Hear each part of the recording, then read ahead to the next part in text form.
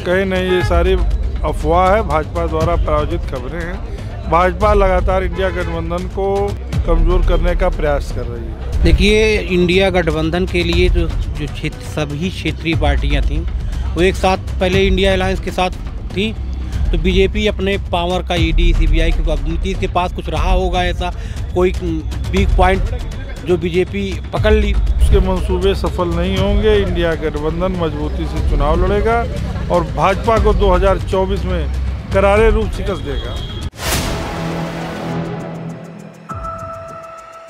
नमस्कार, मैं हूं हयात अब्बास और आप देख रहे हैं 4 PM न्यूज़ नेटवर्क। और यूपी की सियासत में एक बार फिर से भूचाल मच गया है। दरअसल आरएलडी और समाजवादी की जिस तरह से बात बनी थी सीटों पर, लेकिन आरएलडी के सूत्रों के हवाले से जो खबर निकल के आ रही है कि वो जयंत चौधरी को बीजेपी की तरफ से सीटें ऑफर की गई हैं, लोकसभा, विधानसभा और मंत्री पद ऑफर किया गया है। तो अब बात कर लेते हैं लोगों से और जान लेते हैं कि आखिर इंडिया गठबंधन के जो छोटे छोटे दल हैं वो बिखर रहे हैं, टूट रहे हैं, तो क्या इंडिया गठबंधन टूट जाएगा या फिर ये सिर्फ भाजपा की फैलाई हुई सोची समझी साजिश है और भाजपा इस तरह की अफवाहें फैला रही है? लोगों का क्या कहना है?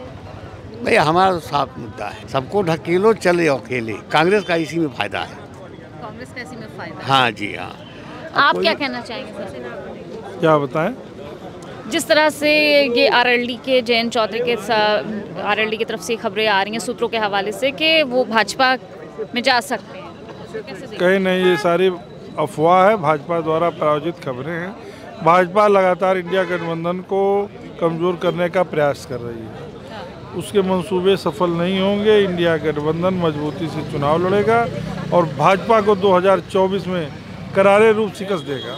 शिकस्त देगा? क्या कैसे देखती हैं आप? आरएलडी की तरफ से जो ये जो सूत्रों के हवाले से खबर आ रही है, तो क्या भाजपा की तरफ जिस तरह से सभी दल जा रहे हैं, तो क्या लगता है कि इंडिया गठबंधन कैसे चलेगा? इंडिया गठबंधन सही चलेगा और भाजपा के साथ जो दल जा रहे हैं और हमें लगता है कि उनमें पटेगा नहीं, ऐसा हो नहीं पाएगा। अभी जा रहे हैं लेकिन फिर उनके समझ में आ जाएगा, वापस आ जाएंगे। कैसे देखते हैं सर? एक मिनट थोड़ा सा जी सर। क्या ये जो जिस तरह से छोटे छोटे दल हैं अलग हो रहे हैं, जिस तरह से ये जो इंडिया गठबंधन में एक दरार नजर आ रही है, सभी दल जो है अलग अलग हो रहे हैं। नीतीश कुमार की बात कर लूँ, आरएलडी की बात कर लूँ, सूत्रों के हवाले से जो खबर आ रही है, क्या कैसे देखते हैं? ऐसा है, ये मीडिया जो है हर जो है, ये मीडिया जो है क्रिएशन है, कहीं कोई दरार नहीं है। नीतीश कुमार मान लीजिए वो चले गए, ठीक है, उसमें टकराव था क्योंकि वो चाहते थे कि प्रधानमंत्री को उम्मीदवार बनाया जाए।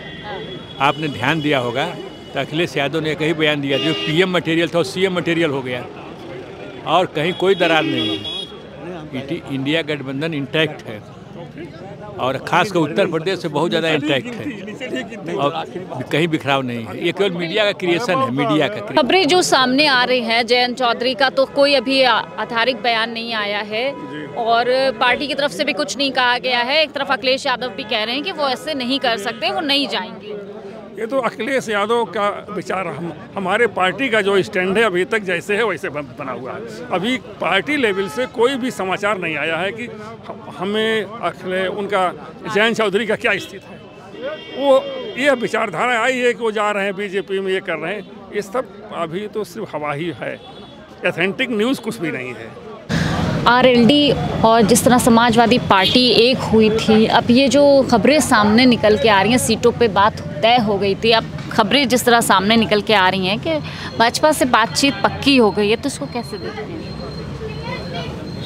मैं संजय सिंह इलाहाबाद विश्वविद्यालय का 1993 में महामंत्री था। माननीय मुलायम सिंह जी ने मुझको छात्र सभा का प्रथम राष्ट्रीय उपाध्यक्ष बनाया। जहाँ तक आरएलडी और समाजवादी के गठबंधन का सवाल है, मेरे जैसा इंसान ये सोचता है कि अभी ये मीडिया ही केवल चला रही है और जब तक कोई गठबंधन के परिणाम सामने ना आ जाएं, दोनों दलों के राष्ट्रीय नेतृत्व मिल बैठकर जब तक कोई परिणाम नहीं निकाल देते हैं, तब तक इस पर कुछ बिल्कुल अपनी बात रखना वो मुझको लगता है कि ये गलतफहमी होगी। लेकिन अगर जिस तरह से इंडिया गठबंधन था, नीतीश कुमार चले गए हैं, अब इस तरह के दल जो है अलग हो जाएंगे तो इंडिया गठबंधन के लिए कितना मुश्किल हो जाएगा लोकसभा चुनाव? देखिए, इंडिया गठबंधन के लिए तो जो सभी क्षेत्रीय पार्टियां थीं वो एक साथ पहले इंडिया अलायंस के साथ थी, तो बीजेपी अपने पावर का ईडी सीबीआई के, अब नीतीश के पास कुछ रहा होगा ऐसा कोई बिग पॉइंट जो बीजेपी पकड़ ली, तो उनको जिसे बंदर कहते हैं ना, मदारी नचाता है,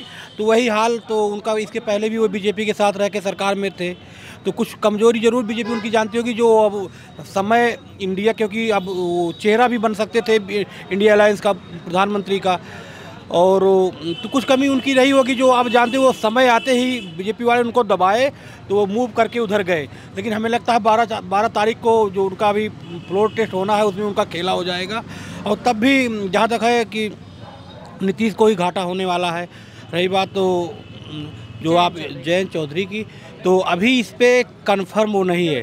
देखिए, सब अपने को सिक्योर रखना चाहते हैं, और राजनीति में जहाँ सबका हित होता है, अभी तक वो हमारे साथ थे और हम उनके साथ, हमारे उनके 8 जो विधायक MLA भी है तो हमारे, तो हो सकता है बीजेपी इनको भी कुछ लालच दे रहा हो।